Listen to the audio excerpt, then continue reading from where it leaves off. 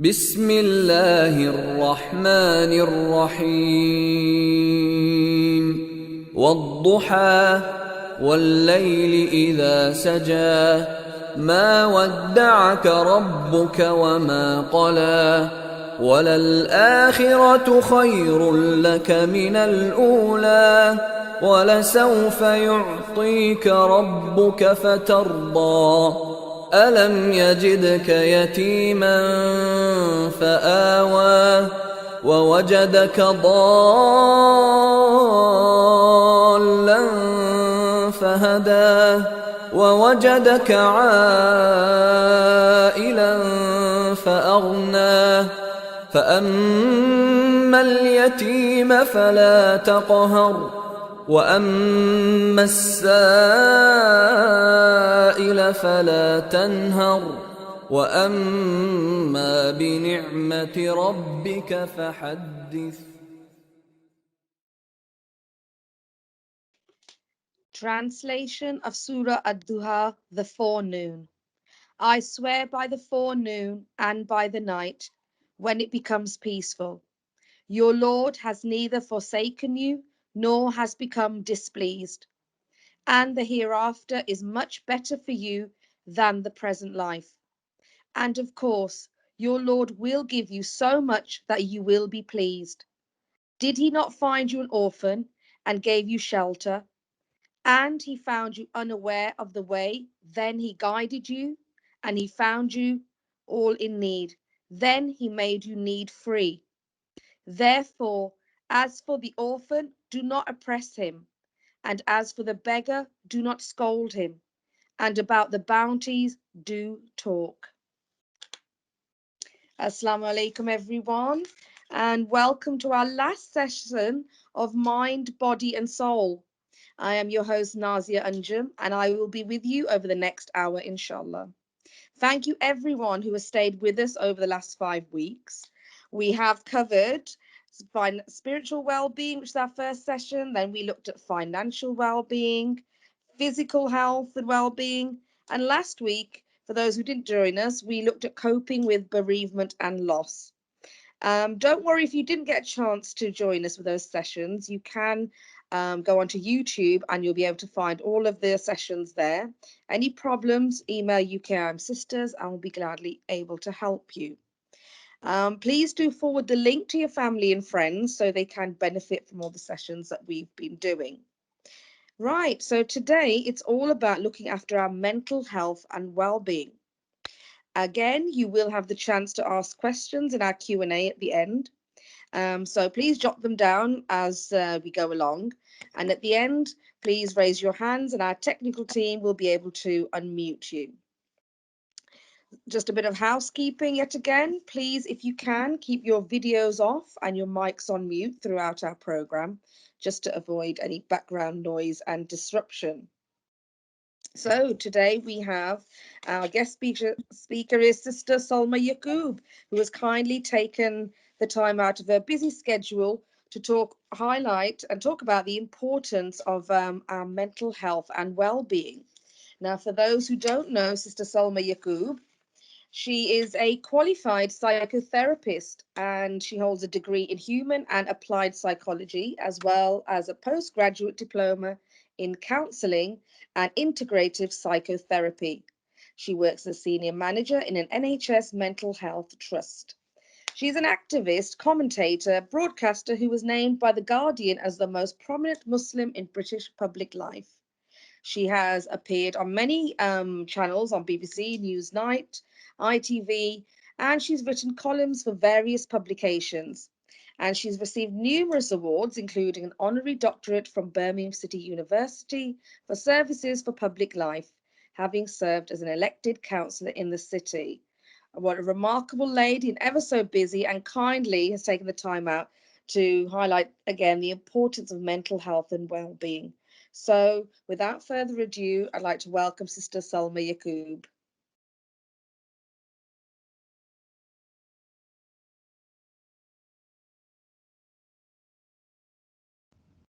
Sister Salma, Sorry, you are I think muted. just to unmute Can you Sister unmute Salma yourself, Yaqoob, please? I think there's just a little bit of problem. Technical difficulties. Assalamu There we are. alaikum. There. Can you Assalamu see alaikum. Uh, Jazakumullah khair for that very, I think, overly introduction for myself. I'm very honoured and humbled. And I think it's been absolutely fantastic. The whole series that UK sisters have been delivering, that's so needed at this time and giving such helpful advice. And if there's anything I can contribute to that, it is indeed my pleasure and privilege to do so.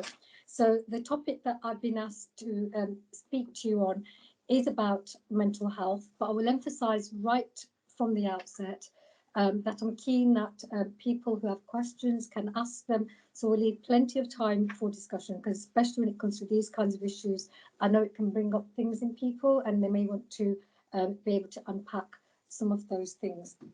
So first of all, when it comes to mental health, it can conjure up some quite scary images. Mental ill health has a bad reputation, sadly, and whether it's in our Asian cultures when we say about people pagal ha, yeah, in Arab cultures majnoon, and in English society, the mad woman or the madman. Nobody likes to be associated with mental ill health, and this stigma causes guilt and shame and confusion and fear when people think about mental health issues. And I hope that by the end of our discussion today, some of that will be lifted. And I hope that we can embrace these issues just as we embrace physical ill health. When somebody, is tested with cancer or a broken leg or asthma, we don't distance ourselves from that person. We reach out to them, we ask about them, we encourage them to seek help. And it should be exactly the same when it comes to our mental well-being. And actually, these issues are not minor. These issues are not just something that only a few people suffer. In fact, mental well-being is the number one issue now, especially in the developed world. And it's a very, very sad statistic that as I'm talking right now, that every single day, every 40 seconds, every 40 seconds, somebody on this planet commits suicide. And so it's a very, very sad statistic that somebody is so unhappy, feels so hopeless, and that they actually take their lives. It's the biggest killer of under 30-year-olds in the world. Not accidents, not disease, not hunger, actually committing suicide. It's a very sad and disturbing statistic. But here's some good news. Depression, anxiety, even suicidal thoughts, they can be helped. That's my other message I really want to get across today. Even if somebody doesn't recover fully, there is always something that can be done to help somebody. So there's two things. One, the majority of episodes, whether of anxiety or depression, actually are exactly that, episodes. It's not something that a person has for the rest of their lives, and they are treatable. That's number one. Number two, even if somebody happens to be tested with a depression or anxiety or a mental health issue, which isn't just an episode, but it's something that they have to then live with. It is something they can live with, and it's something you can still have a very productive, fruitful, and meaningful life. So these are some of the things I really want to get across, and I'm saying this both um, as a Muslim sister to you, but also as a qualified psychotherapist, as somebody who has worked in mental health for most of my professional life, and actually as somebody who suffers from depression myself. I hope I can help break some of that stigma down, because people sometimes don't like to admit that they too have suffered with something like depression, or they, especially, sometimes our faith can make us go both ways. Sometimes faith gives us that strength, and it should be giving us that strength. Our iman brings us close to Allah subhanahu wa ta'ala, and that sweetness of iman can take away a lot of the difficulties, the pain of the test that we are challenged with. But sometimes believers can actually add to their own guilt and think, maybe Allah's punishing me, maybe Allah's abandoning me, or why can't I just snap out of it, and they actually get even more angry with themselves, more guilty, and more overwhelmed with their feelings of depression or anxiety. And what I want to say today is to let go of that. Just as you wouldn't be angry with yourself or your loved one if they'd broken their leg, if they were suffering from a heart attack, we don't say that this is Allah's punishment who say, get the treatment that you need, and they have the support and the love of their friends and family. And in exactly the same way, a mental health issue where somebody is suffering emotionally with their feelings, with their mind, with their thought processes, that too is a situation which needs compassion, understanding, and help. And in this country, we have professionals, we have a mental health service, it's free. Many places around the world, they don't have those facilities. But in this country, we have that. So the first port of call is your GP, and they will signpost you to help. And you must never ever feel that, oh, this is not a problem that I can go to my doctor with because it is, I can't feel a pain in my body. Often people with depression, anxiety do feel a physical symptom. They feel that heart sinking, they feel stomach pain, that headaches.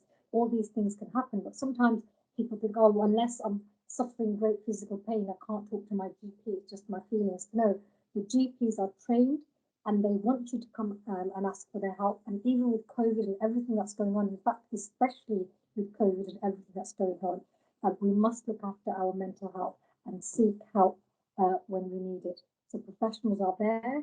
We have a mental health service where you can have someone to talk to in complete confidence, and I can guarantee you that. Often people don't like to share even when they have close friends and family because they need to sometimes talk to somebody they've not met before to unburden themselves. And therapy can be very, very useful. And there's a lot of scientific research which shows that it actually helps and lifts those symptoms. And that's why it's so important to seek help. We can literally save lives, my brothers and sisters, by seeking the help when we need it and encouraging our friends and family. And so sometimes we think if somebody's feeling down, or if somebody is feeling so bad that they may even be suicidal, we think maybe don't talk to them about it. It might encourage them more. It might make them feel worse. The research shows the opposite. In fact, it's important that we ask people how they feel and let them express that, especially if they're feeling suicidal. And if somebody's feeling suicidal, make sure they are not left alone. And you can call 999 where if you know somebody experiencing suicidal thoughts. And again, NHS takes these things very seriously and the support is there. Never ever feel that your problem is not important or that nobody is there to listen. And the other positive news, shall I say, is that we don't just need professionals and we don't just need professionals' help. Each and every person on this call can actually help somebody. Often when it comes to physical illnesses, you need that expert, you need the doctors to prescribe, you need that pharmacology expert, you need the surgeon to be able to have their specific training and skills to actually make the situation better. But when it comes to mental health issues, actually there's something all of us can do. And that's about connecting and talking. And that we don't need to be a specialist or somebody with a degree in psychology to do that. And in fact, it's a very healthy thing. And I would say actually part of our Islamic tarbiyah, our Islamic understanding, and part of the teachings of our beloved Prophet Muhammad sallallahu alaihi wasallam, that we create environments within our homes, within our families, within our friendships and our networks, where people feel loved, understood, and have that sense of trust and friendship, where they can talk about difficult feelings and situations, where we don't always have to present our best front. On Facebook and Instagram, everybody likes to put the perfect pictures where everybody's looking great and the meal looks lovely and everybody's happy, mashallah. But actually in life, every single human being, no matter what their appearance may be, is tested. This is something Allah has promised us, that every human being, no matter what their class, no matter how rich they are, will be tested either with something with their health, with their families, with their wealth. There will always be a test. Even those who are the most beloved of Allah subhanahu wa ta'ala, the prophets, may Allah shower His mercy and blessings on all of them, they were tested. When we look at the lives of Prophet Nuh alayhi salam, who saw his own son being drowned in a flood, when he prayed to Allah to save him, Allah did not even grant him his dua, even though he's so beloved to him. He had to undergo that pain of seeing his own beloved son drown because he had rejected belief. When we look at the story of Yunus alayhi salam in the whale, when we look at the story of in the Bible, the calling Prophet Job, Yahya alayhi salam, tested with so many afflictions, physical diseases, sorrow. Even our Prophet Muhammad sallallahu alaihi wasallam, he was tested with losing his beloved uncle, then his beloved wife, Khadija radiallahu anha, was called a year of sorrow. Both his sons, Ibrahim and Qasim, he lost. And as parent, I know, the biggest loss that we could experience, I can imagine, is losing our own children. And yet the most beloved of creation, the Prophet Muhammad sallallahu alaihi wasallam, was given these tests. And his firm belief in Allah subhanahu wa ta'ala, although it gave him comfort, did not mean he did not experience sadness. Sadness is a normal part of life. In fact, it was called the year of sorrow. The whole year is called that when we look at the seerah of the Prophet Muhammad sallallahu alaihi wasallam. Of course, he knew that his children were in Jannah with Ibrahim alayhi salam. He knew that his beloved wife Khadija anha, being a righteous woman who stood by him in the most difficult of times, was in the best of places in Jannah with her Lord. And of course, our dear Prophet Muhammad sallallahu alaihi wasallam knew that the promise of Allah subhanahu wa ta'ala is true, and she was in a blessed place. But as a human being, as her husband, he missed her. He used to even his ears used to prick up when he used to hear the voice of her sister, because it reminded him of her. And so that year, as I said, was called Year of Sorrow. It's not that when we believe that we don't have any anxiety, we don't have any fear, we don't have any sorrow. But as believers, it is not what we're feeling, it's how we react to that feeling. That's what counts. And that's where patience, sabr comes in. And that's where remembering Allah subhanahu wa ta'ala comes in. And that's where the comfort, which is a deeper comfort, it's not just about feeling happy on the surface, but there's a contentment with the qadr of Allah, with the destiny, with what is written for us. So as believers, this gives us a very, very powerful weapon. Not that it takes away everything. As I said, Allah can test us with anything, and that's what we have to be prepared for. Allah said, do you think you're going to get Jannah easily? Of course not. And this life is not a life of perfection. That's in the hereafter. And I can't tell you, and I can't tell myself what my own tests will be, but our attitude of believers is that we put our trust and faith in Allah. When we are given good things and we are blessed with those gifts of Allah subhanahu wa ta'ala, whether it's the weather, whether it's our health, whether it's our houses, whether it's food, we are grateful to Him. And when we are afflicted with sorrow, with grief, with losing loved ones, with being disappointed in life, with not getting some of the things that maybe we yearned for, with being tested with relationships or loss, then again, the believer is one that still shows gratitude. And actually, scientific research has shown that having a grateful attitude helps with depressive symptoms.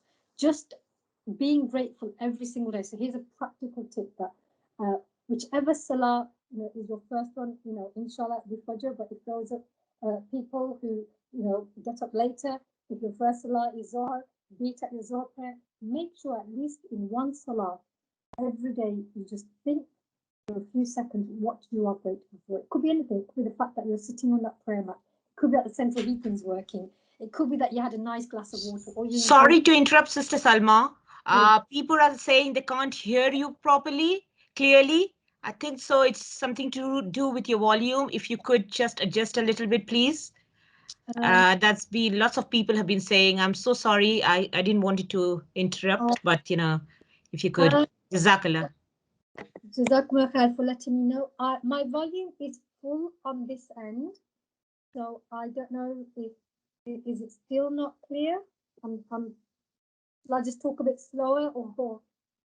No, I think so. It's getting better now. I hope so. It's okay for everyone as well. So carry on, inshallah. Sorry about it. Yeah. Not at all. I'm so sorry if the volume hasn't been clear. I'm not quite sure what else I can do, but do let me know if there's anything I can do to help. Okay. So in terms of our iman and that extra weapon it gives us, and that's why when it comes to coronavirus, again, as believers, we have this extra weaponry. So yes, coronavirus has caused more stress. People's jobs have become more insecure. People are stuck in their homes and maybe more arguments going on. So as well as the benefits, of course, and we can't forget some of the benefits, that in crisis, when things which we think are bad for us happen, actually, there's always a blessing if we look for it. And this may sound a bit counterintuitive, but I'm sure that we found that when it comes to tests, when we are faced with difficulty, that's when we start turning to Allah subhanahu wa ta'ala. When all other doors seem closed, is it not true? And Allah subhanahu wa ta'ala at least 12 times in the Quran tells us this is what we are like as human beings. You know, insan means the forgetful one, because we forget and we can get lost in this world. We can start believing that this world is the be all and end all. We can forget, even though we know it's in our minds, but we forget when it comes to our reality every day. Actually, we are all going to die. You know, Allah has promised every soul shall taste death. And we see when our uncles and aunties pass away, we hear sad news when youngsters pass away, but somehow still we don't relate it to ourselves. But when we are faced with difficulties in life, whether it's physical ill health or mental ill health, then we do turn to Allah. We do say, Allah, help me. Because we know at the end of the day, it is only through His power that anything can change. So two things, the benefit of dua that a believer has. Either our dua gets answered in the here and now, and we get that blessing in this life. But we also have a backup. We also have a backup, my brothers and sisters. Because even if we don't get what it is that we ask for in this life, we have the promise of something even better in the next life. So even our disappointments are tinged with more hope. And so sometimes I actually get scared when my du'as get answered, because I'm thinking, oh, I might miss out something in the hereafter which might have been better. So subhanAllah, as believers, we always have that extra hope. But as I said, sometimes being a believer, we mustn't ever dismiss somebody else's pain by saying, so this is what we mustn't do. So I'm talking about what we should do and what we shouldn't do. So when somebody comes to you expressing some feeling of emotional pain, it's very easy for you to say, oh, look what's happening to other people in other parts of the world.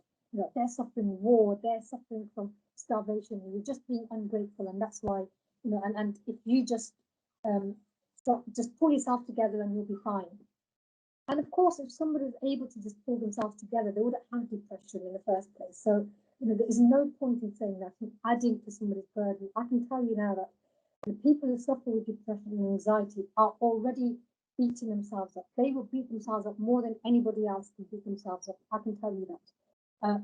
And so that's the last thing that they need.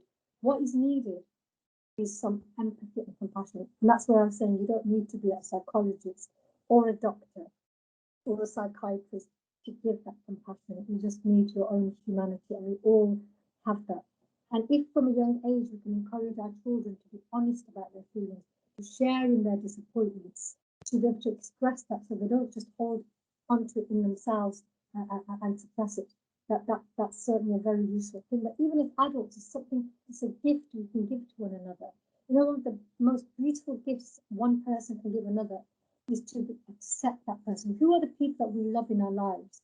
It's our friends who we can be ourselves with, who we can trust, who know our weaknesses but will cover them, who encourage us to be our best selves, but won't be so angry or disappointed in us when we expose some of our own frailties and weaknesses. And who, if we are feeling down, we know we can go to them. We don't always have to just put on our strong front. And so be that person for somebody else. Be that person for somebody else who where you can absorb their negative feelings without making them feel bad. And that itself is healing. You may think, well, what does that do? Maybe it's going to make them feel worse. No, actually just being able to be accepted and heard, and don't put the burden of changing their feelings. So I'm not saying that just by having that conversation, they're going to go away and feel better. I'm saying it's okay to feel sad. Let that person know it's okay to feel what they're feeling. And actually that helps. Just being told that is very, very powerful. And also for you to not take the burden of feeling that you have to make that person feel better and you have to see them smile, otherwise you fail. No, you know, these things that they take time, but that is a very, very powerful catalyst to healing.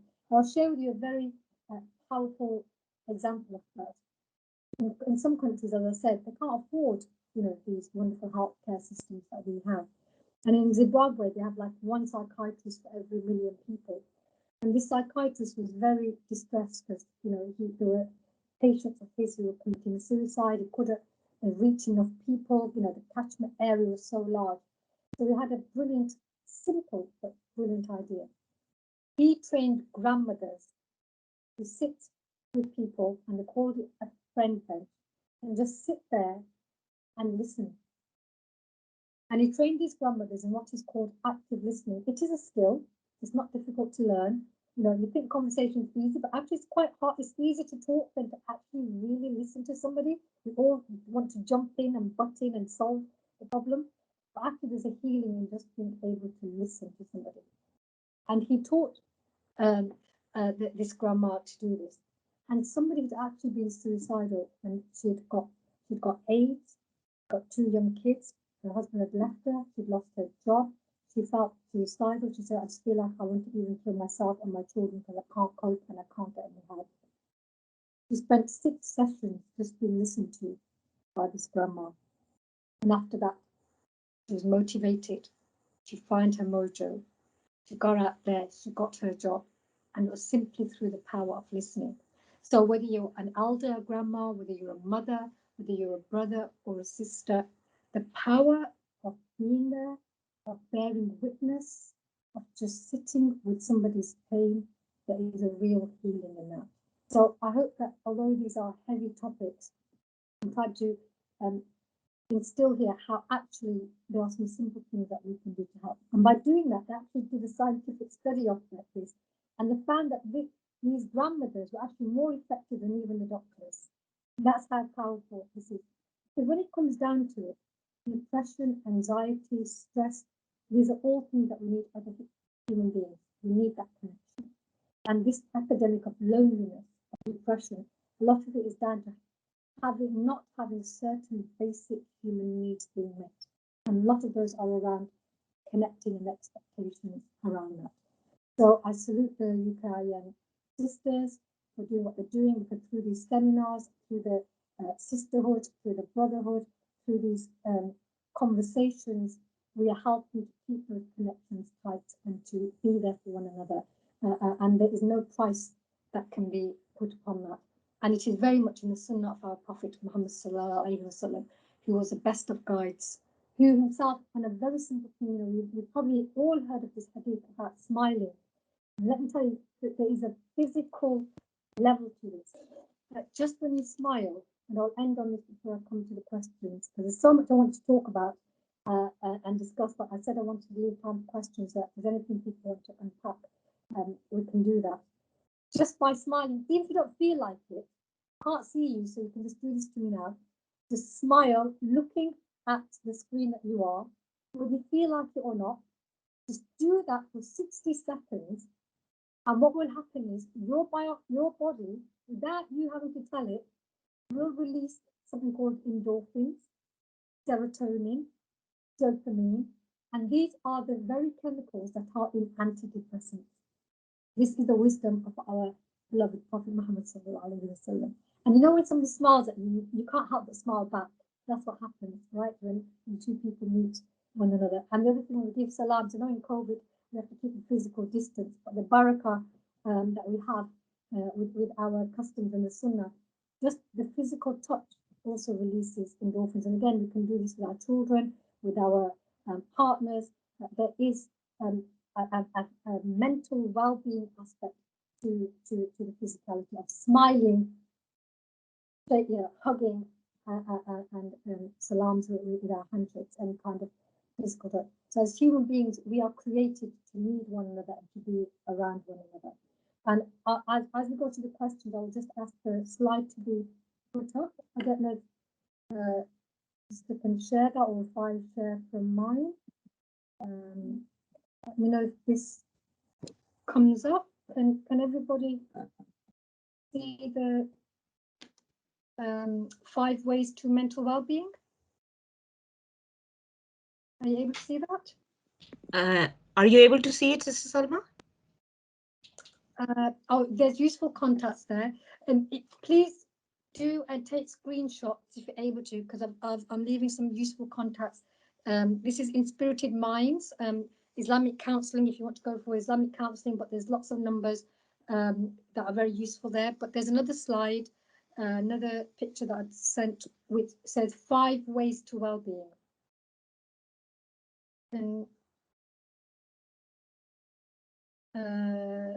another one. It says 5 ways to well-being. I just want to check you've got that. Do you have that, sister? I've got this one. Is this the one? 5 great No. ways. I can only see emergency contacts. That's Oh, on my screen. okay. Just a second.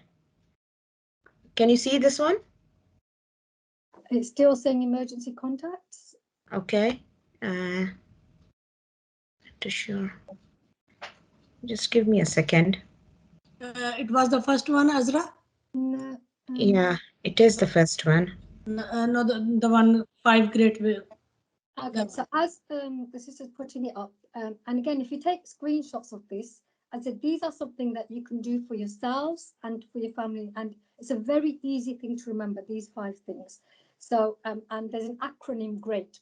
1, give something back. When you do something even little for somebody else, it increases your endorphins.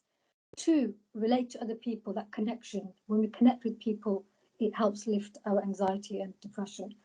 3, exercise. I know it sounds hard, especially when you're down. The last thing you want to do is move. But even just doing your salah or going to get that cup of tea, any kind of movement is helpful. Of course, when we go for that walk, even better. 4, appreciating something, just taking notice, just getting out of your head, because it's our thoughts which actually are bringing us down. Just focusing on something, whether it's a flower or a smell, just something in the here and now, just looking at a pattern in your carpet, just focusing and paying attention to something outside of yourself. And lastly, always trying something new, learning something, YouTube, learning a new recipe. You know, and that's one of the benefits of lockdown at the moment. You know, so many new skills are being learned. These 5 things will not only help alleviate negative things like depression and anxiety, they actually help us to keep mentally well. And these are things that all of us can do. We all encourage one another and our families. So if you weren't able to see that slide, maybe afterwards, or there's the 5 ways to mental well-being. And if we do even a little bit each of these regularly, these are ways, these are like our vitamins, you know, to keep us in terms of our mental well-being. And again, research has shown how this combination gives us that really healthy baseline when it comes to looking after ourselves. And we owe ourselves, our physical well-being and our mental well-being, just as our families and other people in our lives are an amana to us, our own body, our own mind, our own emotions and well-being are also an amana from Allah subhanahu wa ta'ala. So if you feel guilty about looking out for yourself, then maybe remind yourself that actually you don't just belong to yourself, you belong to Allah subhanahu wa ta'ala, and He gave you health, He gave you your faculties, and so we must take care of ourselves in order that we take care of other people. You know, the aeroplane principle, you know, when parents are told, have the oxygen mask for yourself first, and then you can ensure that you can look after your children. If you pass out because you haven't taken care of yourself, you'll be no good to yourself or anybody else. So taking care of ourselves actually is part of the sunnah and is part of the amana that Allah subhanahu wa ta'ala has given us. So I'll end there, and for any questions, and if the last screen, if you don't mind us leaving up the emergency numbers, I've put some local ones up. There are 24-hour numbers that you can contact if you have any issues, you just want someone to talk to. They are there to listen. So please do not hesitate to seek help. You know, I can't emphasize it enough, and I've just shared a range of numbers if people want to connect, you know, or signpost other people who may want some help. Jazakallah, Sister Salma, that was ever so enlightening. And yes, I was smiling at the screen. I was getting a bit of strange looks from my children, wondering what I was doing. But no, definitely releases our endorphins. And yes, it does. It brightens up our own day and everybody else's. So it is time for question and answers. A lot of questions have come in. You have covered obviously a lot there, and I've answered a couple of them. The first one that has come in: when does low mood become depression? Okay. Do you want to give me a few questions in one go, then I can, so we can get through as many questions as possible. If I don't know how many questions there are because I can't see. These are, I mean, don't worry, these are just coming in through to me. If you can answer just one at a time if you can, and then we will open the floor as well when people are raising their hands. So the first one was, when does low mood become depression? That's a really good question because, of course, as I said, different moods are part of life, right? You'd be weird if you didn't feel sad at all at times, and of course, when bad things happen or testing things happen, we are going to feel upset, or if somebody does something unjust, you'll feel angry, and so these are not mental ill health. That's actually part of healthy human beings and life. But if your mood is such that it's consistently low, so for over 2 weeks, if your mood is such that it's stopping you from being able to carry out your normal functions, whether if it's stopping you from eating properly, if it's stopping you from being able to look after yourself, if you're not able to go and have your shower, or not able to look after your children, your anxiety is so much that you're dreading going into work, that if it's actually impacting your normal daily life, then you may well be suffering from depression. And I didn't want to spend too much time going through all the symptoms because I wanted to emphasize a bit more on what we can do to help. But I would again urge anybody who's in doubt, just like you're doubting it, go and seek help. Either ring the helplines, that the numbers that we put up, or have that appointment with your GP and talk through what the options could be. And please share with your family members, and set that example yourself where you invite those conversations so that people don't feel embarrassed to talk about these things.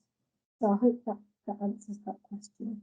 Yes, of course. I've got another question that's come in my chat box. It was, how do you help and manage a panic attack? Yeah, so that's a very specific thing. Again, with different people, there's different reasons why they have panic attacks. But a very simple thing is around breathing. Anxiety, a panic attack can actually feel like a heart attack, and lots of people end up in A&E because physically they literally go through those symptoms. The heart is racing so fast that that people are feeling that pain. They're not able to breathe. So actually, a few simple breathing exercises can be helpful. You may have seen in films where they show you like a paper bag and people breathing into a bag. The only reason is because you can physically see the air going into the bag, so it forces you to breathe out. But here's a very simple thing, and this is not just for people who've got panic attacks. This is a really simple tip for any kind of situation where you may feel nervous or anxious. It's a good one for kids when going to their exams. If you breathe out longer than you breathe in, your body physically cannot go into a panic attack. It's just biology. So, as an example, if you breathe in for 5 seconds, but you breathe out for 7 or 10 seconds, and you do that on a few rounds of breathing, what happens is your heart slows down. Once you relax your breathing, everything else follows. It's amazing the power of breathing. So let's just do one together. So breathe in for 5 and breathe out. So we can call it 5-7. We can call it 7-11. Breathe in for 7 and breathe out for 11. Right. So start now. Breathe in. Breathe out.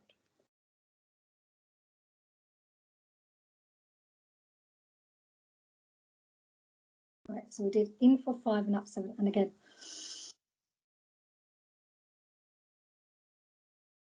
And out 7.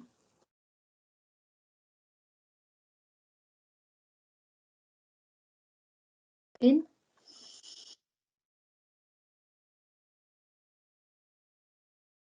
Out.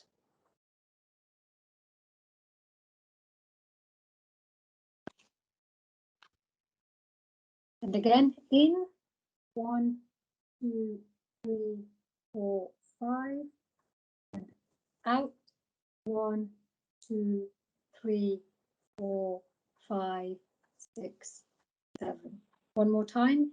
Breathe in and hold for 5. 1, 2, 3, 4, 5. Breathe out. Relax. 1, 2, 3, 4, 5, 6, 7. And the reason I made you all do that, and I hope you did it and you joined in, is I want you to experience it. Just like when you smiled, you would have felt something. I want you to know, so it's not something you have to remember. Because when you do something, you feel it, you're more likely to remember it. And you do this and just sit there for 5 minutes. You know, if somebody said to you, I'll help you calm down, just give me 5 minutes. You think, how are you going to do that? It takes long for a tablet to get into your system. But if you do this for 5 minutes, maybe even only 3 minutes, but at least 5 minutes, you will relax your body. So it helps in anxiety attacks, it helps in panic attacks. So that's just one simple technique. Of course, you know, when it comes to the deeper issues as to what causes these, you know, it may be useful to speak to a therapist to identify what triggers, which situations do you find yourself becoming anxious, because it will be different for different people, to understand why that may happen, what's triggering it, is it something from the past, is it something that you're worried about in the future, so that you can start to know and be prepared. And because sometimes you get anxious about becoming anxious, it becomes a self-fulfilling thing, because if you experience one panic attack, you're so worried about having another one, that's what causes it. And that's why understanding yourself, unpacking those layers can be really, really helpful as well as the practical techniques, one of which I've just shared. So I hope that helps. Yes, definitely. Sister I don't know. Sadaf is unmuted. Sister Sadaf, can you please unmute yourself and ask the question, please? Assalamu alaikum. Welcome. Thanks very much for such a good talk. I was raising my hand in between a couple of times. The problem was because of the voice problem. The much you said, which is very, very little, I could listen clearly, to be honest with you. But I feel whatever you said, everything was very useful. But there was some problem with the voice. Anyway, just a bit, one question, please. Any advice or any suggestion if somebody has any problem with early morning awakening, like 3 a.m. or 4 a.m.? This is not the time even for Fajr, you know. And then a person awakes for a couple of hours, and when the time to leave the bed, it is a hangover, you know, and it is the person then can't focus all the day on the activities properly. The sleep is disturbed, you know, and lack of energy. So any advice for this early morning awakening, please? Much appreciated. Jazakallah khair. You know, having sleep problems, it causes so many other issues. Lack of sleep is actually used as a torture technique. You know, you don't have to bruise somebody, you don't have to hurt somebody physically, but if you are deprived of sleep, it really can, you know, cause so many other physical and mental problems. So of course, you know, somebody feels really bad and unwell for not getting sleep. So the trick here is to get, it's called sleep hygiene, and maybe you've already tried these, but if you haven't, the simple thing I've tried that as well. is ensuring about what your routine at night is, especially now that we have the habit of screens. The research has shown that actually our sleep is getting worse because we go to bed with our phones near us. The light from our screens is called blue light. This actually stimulates our brain cells and it prevents them from relaxing, because naturally all of us is called circadian rhythm, CIRCADIAN. Our everybody has a natural body clock, which is like a daily clock, and that's why we need sunlight, because our brains get reprogrammed with sunlight. So another thing is, if before noon, before midday, if you can get out for an hour in daylight before midday, that should help your circadian rhythm to be reset. And try, and when you go to bed, make sure you haven't been on your phone. Don't be looking at screens. Try and have a relaxing bath, so you're more relaxed as well. And in the bedroom, don't be looking at your bills or anything like that. Just know. So again, when babies are small, you have a routine, and through that routine, the baby knows what to expect, and then automatically that kind of timetable is set. In the same way, sometimes you have to rediscipline and go back to some very, very basic things. So think about what you're eating. Don't have caffeine, your cups of tea. Don't have them, after the afternoon. So the late afternoon, whether it's your cup of tea or coffee or just stick to caffeine free, because that will also stimulate the brain. Sometimes I think, oh, it's a relaxing cup of tea, so choose something else, have cocoa, have a cup of milk, if you use a hot drink, get off the caffeine, because that definitely affects your sleep as well. So just those very simple relaxation, the breathing that I said, when you're lying in bed, here's another technique which you don't have to do just because you've got a problem. This is something which helps you to relax anyway. So if you lie down, you can do this even now while you're sitting and I'm talking to you. If you imagine, like when I clench, you like tighten your muscles. So you do that to every part of your body, right from your feet to your legs, to your knees, to your stomach, to your back, to your shoulders, and then you let go one by one, and you start from the top of your head all the way down your body, and you just on purpose relax. And again, if you just focus something on your body like that, just tightening and then relaxing and experiencing and focusing, where am I relaxing? What am I letting go of? Letting go of your jaw. Sometimes people grind their teeth in the night and they don't even realize, because that's how we take our stress out. Relaxing our jaw, letting it go, letting our tongue relax. Doing these things mindfully, maybe we set our alarm by saying after Isha, this is what I'm going to do, because I can tell you these things and you probably forget. But if you tie it to something which you're not going to forget, whatever you do at night, the last thing, whether you're charging your phone before you go to sleep, add something of relaxation to that. Just a simple thing for yourself, and try that. And otherwise, get back to me if that's not working. Okay, thanks very much. Yeah, I was aware for most of the thing. This is something new. You did say just to walk in sunlight before 12. Even half an hour, 20 minutes. Is that? Yeah, that's something new. Sunlight directly onto your skin, and so for you to experience that, to help reset. So do this for a week and let me and get back to me. And don't drink, like I said, anything stimulating at night. No, everything I followed is strictly the sleep hygiene. I'm aware of that. Yes. And this muscle tightening is also how many seconds to tight and how many seconds to relax, please. Again, that's up to you, as long as your relaxation time is longer than your tightening time. Just always make sure your relaxation, the letting go, is longer. So Okay. comfortable, because I don't want to say, because everyone's bodies will be different. But as long as you can experience that tightening and then letting go. Okay, thank you. Are you providing your contact detail, please? I'll give you my. Are you able to share my email? Yep, you can. Okay. Shall I show that screen you gave me with the contacts? Yeah. Okay.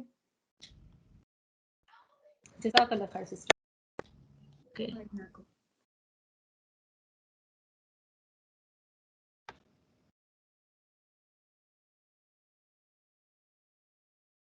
No, that's not my that's general.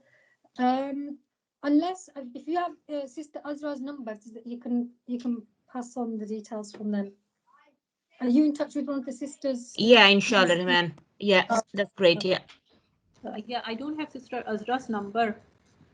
Are you from any branch, sister?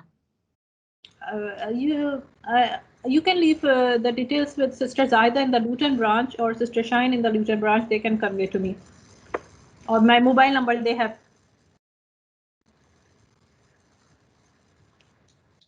Is that okay? Yeah, that's fine. We'll try and sort out the email, Sister Salma's email towards the end, and you can email UKM sisters. I'm just looking at time. We want to try and get us in as many questions as we can. Can the technical team let me know if there's any the sisters who are raising their hands, so we can ask some questions to Sister Salma, please? Otherwise, I've got some emailing coming to me.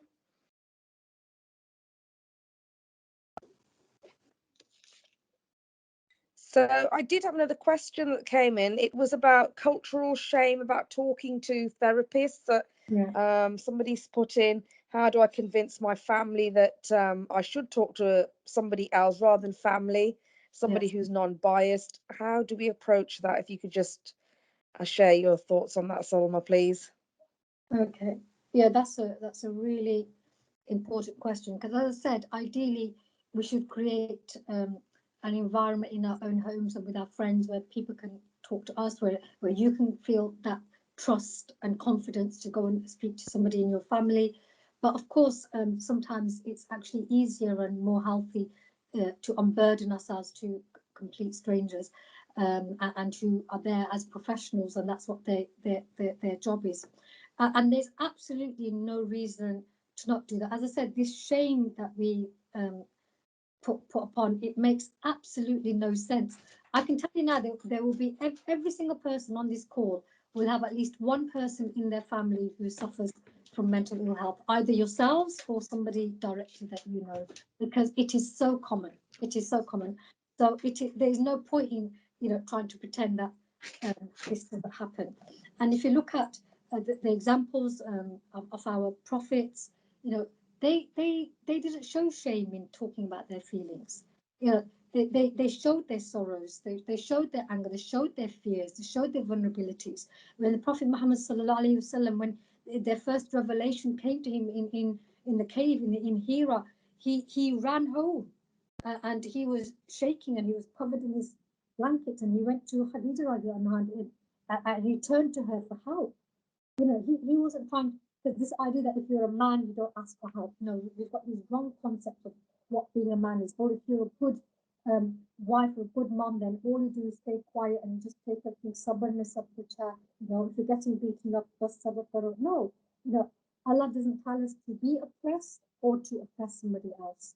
So whether that's physically or emotionally, we have to take care of ourselves.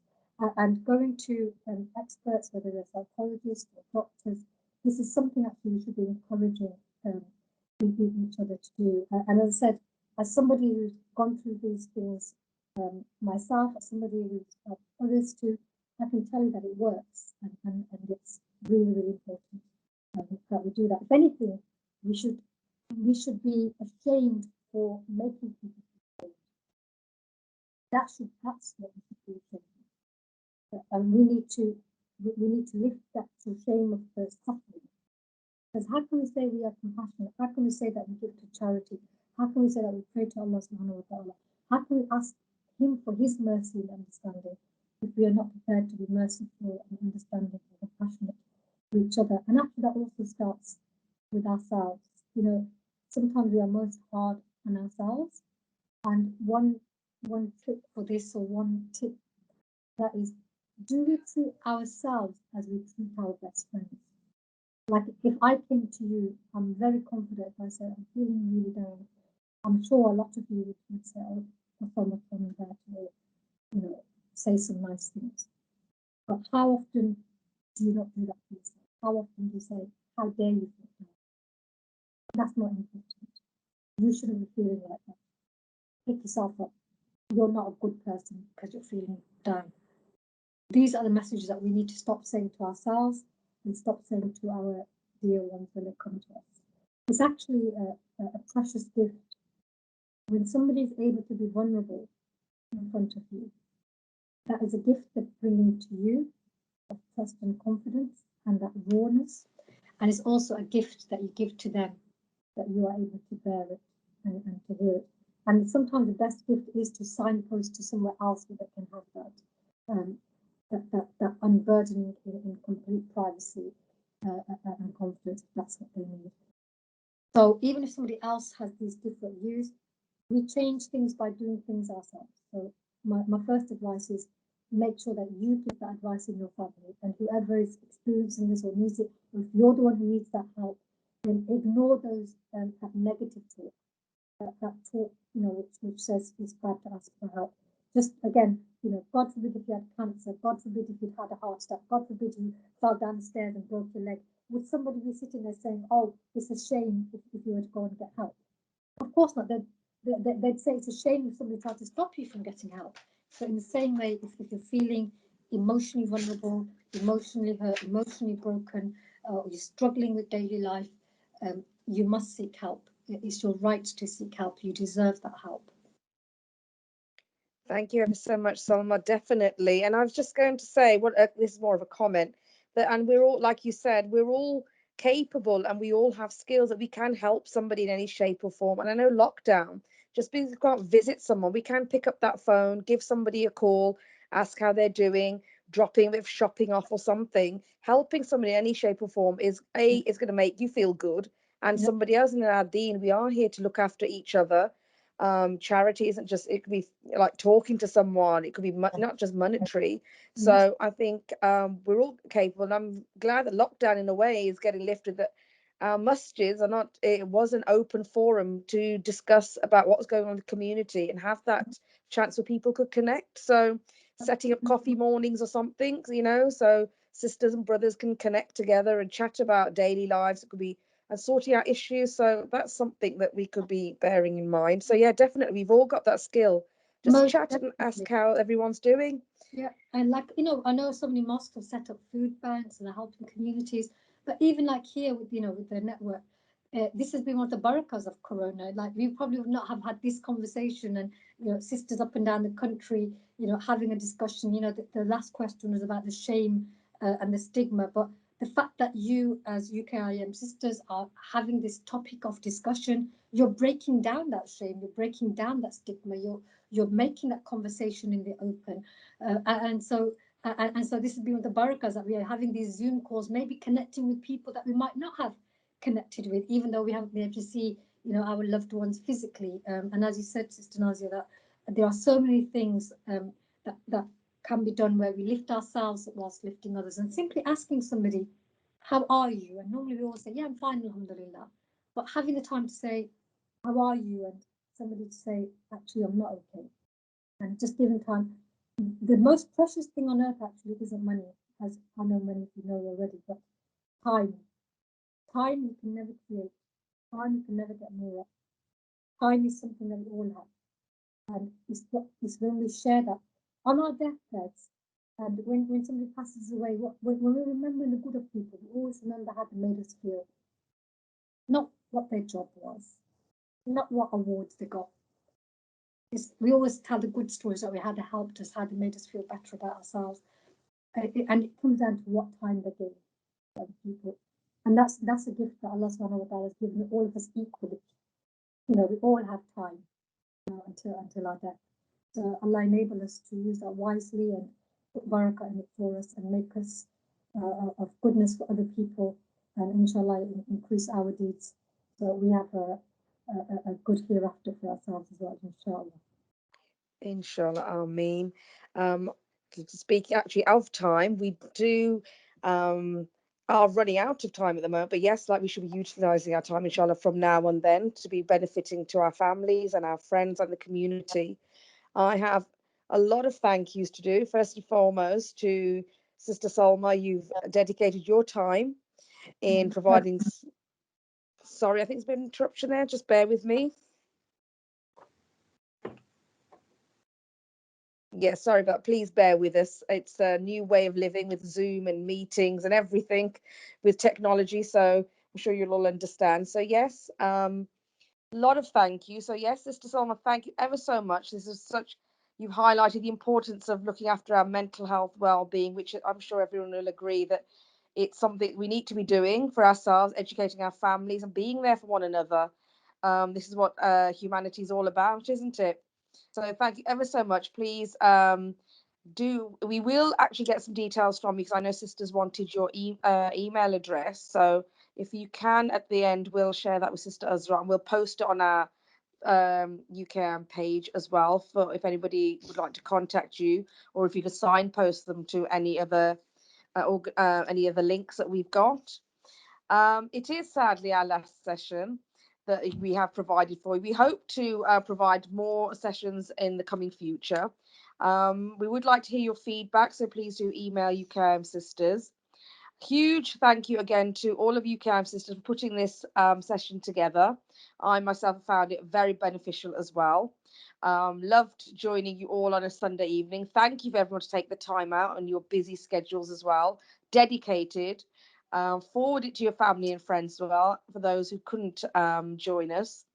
So without further ado, what I'd like to do now is please call on Auntie Razia, who will end with a dua. Please stay safe, everybody.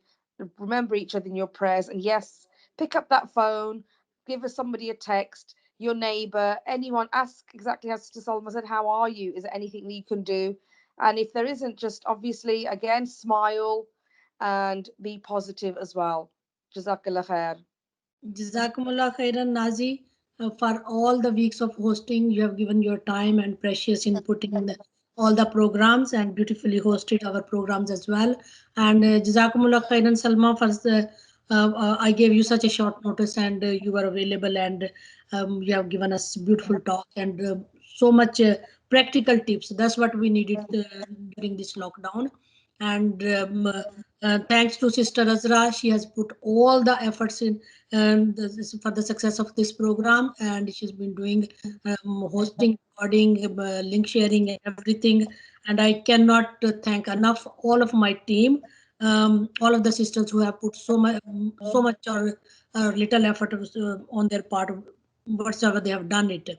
And thank you everyone again for taking part, listening, and sharing things and forwarding things, inshallah. And yes, keep smiling to each other. And another thing, when as Salma was saying that when we ask each other that how are you, try to repeat that question, because sometimes it is just a formal way to say how are you, and people will say I'm okay, I'm fine, and this and that. But when you repeat your question, this is a good thing that that person knows that you really want to know about them, and then they come, they open up to you. So repeat your question.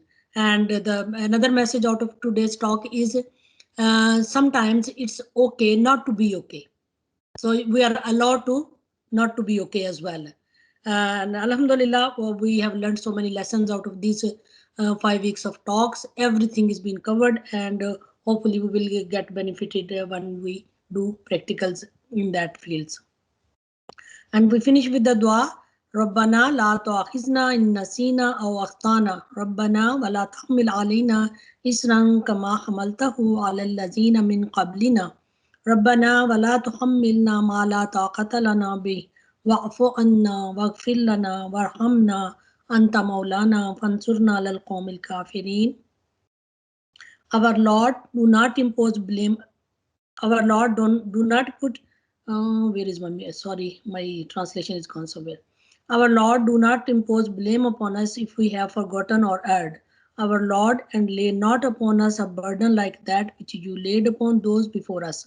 Our Lord, and burden us not with that which we have no ability to bear, and pardon us and forgive us and have mercy upon us. You are our protector, so give us victory over the disbelieving people. May Allah help us all to stay safe and healthy, and with Iman we finish our program. Assalamu alaikum wa rahmatullahi wa barakatuh. Jazakumullah khair.